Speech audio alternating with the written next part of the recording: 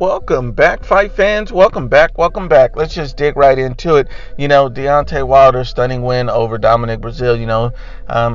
Stopping him in the first round. Send a message to no one. At the end of the day, Deontay Wilder is still ducking Anthony Joshua. At the end of the day, Deontay Wilder is still not wanting to face Anthony Joshua. So many casual fans and fanboys are being prisoner of the moment, thinking this fight means anything, thinking that what happened against Dominic Breazeale was a message for Anthony Joshua. He's coming for him and that he's ready to fight him. It's actually meaningless because Deontay Wilder is ducking him. Whether you believe he can beat Anthony Joshua or not is even relevant to the point that he's still ducking Anthony Joshua.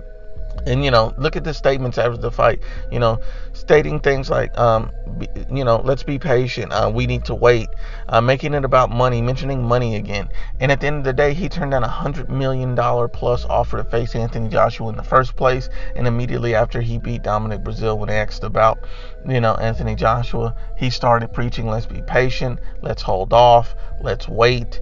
He's made comments prior to the fight, just before the fight, that he should get $100 million just for the Anthony Joshua fight alone. So if you look at Deontay Wilder, he's putting up roadblocks and every excuse to not face Anthony Joshua, period. The fight that we saw, was not a $20 million fight, $18 to $20 million fight. That's what DAZN would have paid for the Dominic Breazeale versus Deontay Wilder fight alone, just to get him on DAZN, just to get him to fight Anthony Joshua. And he turned that down. You're turning down huge lump sums of money. And at the end of the day, even you see the writing on the wall. Luis Ortiz turned down his highest career payday possible against, Anthony Joshua, $7 million, so he could, come out here and challenge Deontay Wilder for a rematch. That's the plan. That's the writing on the wall. That's why Luis Ortiz turned down $7 million. That's why Deontay Wilder saying let's be patient and not look for the Anthony Joshua fight. And that's why Deontay Wilder is, and that's why Luis Ortiz was there to challenge him for a rematch. A meaningless rematch. Beating Dominic Breazeale meant nothing, and beating Luis Ortiz means nothing. He's trying to build and grow his brand, build and grow his name, so he feels like, hey, if I can have a string of impressive knockouts, I can knock out a few guys who are already defeated, who have already been knocked out. Dominic Breazeale was already knocked out by Anthony Joshua. Luis Ortiz is much older, and he's already been knocked out by Deontay Wilder. What's the point in these fights other than to build his brand? And even building this brand, you don't build a brand by ducking. You fight the best. You should be fighting a Dillian White if you wanted to prove something and build your brand. That would build your name.